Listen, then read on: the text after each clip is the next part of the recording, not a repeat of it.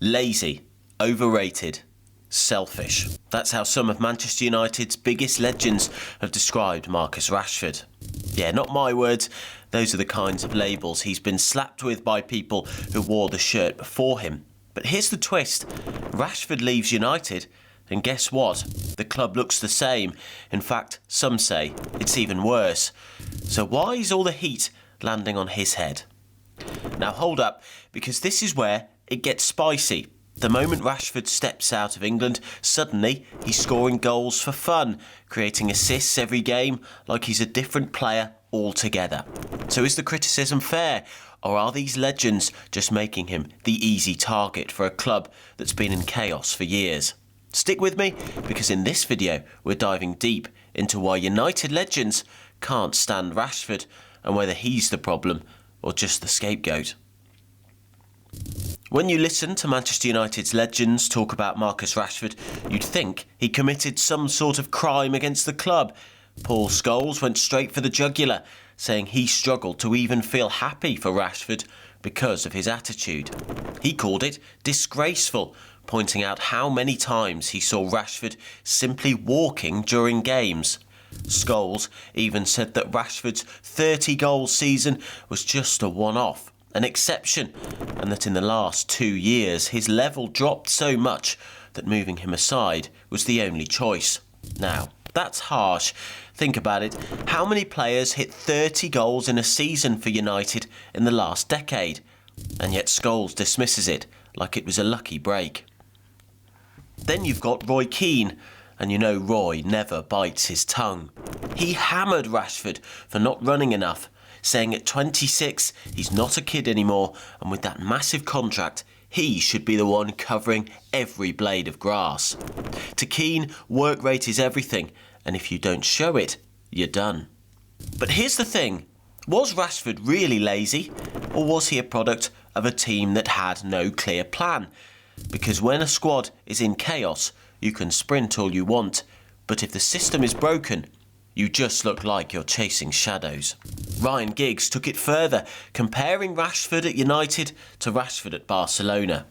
He said Rashford strolled around Old Trafford like he owned the place, but at Barca, he's running like rent is due. Giggs basically called United a holiday camp, a place where players got too comfortable, and he was glad to see that culture dying out. Now, that's not just about Marcus, it's a shot at the entire environment Rashford was part of. So is it fair to put all of that weight on him? And then Teddy Sheringham, his take was almost bitter. He said Rashford didn't even deserve a move to Barcelona, calling it soul-destroying. Soul-destroying for who though? For United? For the fans? Or maybe for the legends who can't stand seeing a player they criticised suddenly thrive somewhere else? Marcus Rashford is one of those players who divides opinion in a way that feels completely out of proportion. Think about it. This is a forward who once scored 30 goals in a single season. 30! Yet he was still compared to a wheelie bin with no wheels. That line stuck because it summed up how irrational the criticism had become. You can't drop numbers like that. You can't carry your club through a campaign and still be treated like you're a fraud, unless something deeper is going on.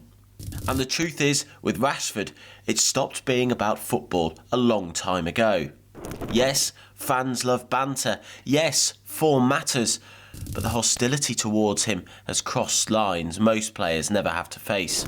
To understand it, you've got to rewind. Summer of 2021, England lose the Euros final on penalties, and Rashford is one of the players who misses. Within hours, his social media is swamped with abuse. Not football criticism, racial slurs. He tweeted that he had counted at least 70 of them in one night. 70. Imagine stepping off the pitch after the lowest moment of your career and finding your inbox filled with hate you can't even control. That was his reality. And it didn't matter that this was the same guy who had literally forced the government to feed school children during the pandemic. Instead of respect, he became the target. Fast forward, and the pattern doesn't stop. Even this past year, after a difficult spell on the pitch, Rashford spoke about the possibility of moving abroad. Instead of treating it like a normal story, like when Harry Kane pushed to leave Spurs and the media called it ambition, Rashford was branded disrespectful to Manchester United legends. How is it noble for some players to seek new challenges, but betrayal when he does? The double standards scream out at you. And it's not just him. You can see a cycle at United. Anthony, for example, hasn't delivered what his transfer fee suggested, but the level of vitriol towards him feels less like football analysis and more like obsession. Jadon Sancho criticised as lazy and unprofessional, while nobody questions whether the manager's decision to shame him publicly made things worse. Paul Pogba before him, every haircut, every dance move, every Instagram post became a headline, even though other players across Europe did the same things and were called charismatic. It always seemed like the scrutiny was sharper, harsher and harder to shake if the player wasn't white. Even Alejandro Garnacho, still barely out of his teens, has been labelled cocky or difficult almost from day one. What if it isn't about individual character flaws at all? What if it's the environment and the lens through which certain players are viewed? That's the uncomfortable question. And then came the most surreal part. Rashford and several teammates told to train alone after 5 p.m. when the rest of the squad has gone home. Imagine that. You show up at Carrington, the place you've given your career to, and you're told you can only touch the pitch when the manager and your teammates have left. That's not discipline, that's humiliation. And again, you can't help but imagine the outcry if the names involved had been Bruno Fernandes or Harry Maguire. The media would have called it shocking, disgraceful man management. But because it was Rashford and others, it was spun as teaching them a lesson. It all came to a head during the Manchester derby. United pulled off one of their best results in years, scoring 2 late goals to beat City at the Etihad. Rashford wasn't in the squad that day, neither was Garnacho. Instead, Rashford did what you'd hope any teammate would do. He posted a simple message of support on Instagram. Yes, lads, with a few heart emojis. That was it. No ego, no negativity, just solidarity. And somehow that became its own scandal. ESPN's Craig Burley tore into him, calling him an utter embarrassment to himself and the club. The logic? That he should have been ashamed not to feature and ashamed enough to stay silent. Think about that. Rashford wasn't sulking, wasn't throwing shade, he was showing support. But even that got twisted into proof of his supposed failings. Roy Keane, never one to sugarcoat anything, at least kept it measured, suggesting maybe Rashford needed a fresh start. But Burley went further, even claiming Rashford's great season 2 years ago was one of the worst things to happen to United because it forced them to give him a new contract. That's not analysis, that's resentment. And that's the reality Rashford has lived with. If he says nothing, he's cold and detached. If he posts, he's fake or attention-seeking. If he smiles, he's unserious. If he looks upset, he has a bad attitude. There's no right move. Every gesture is a stick to beat him with. By now, it's obvious this isn't just football criticism. It's about the narratives that follow him everywhere. Rashford is homegrown, from Manchester, raised in the academy. That makes him carry a different weight than other players. Fans see him as a symbol of the club's identity. When things go wrong, when United underperform, that frustration lands heavier on him than anyone else. He becomes the lightning rod. And the closer he is to the fan base, the harsher the judgment gets. But the irony is that Rashford should have been the one they related to most.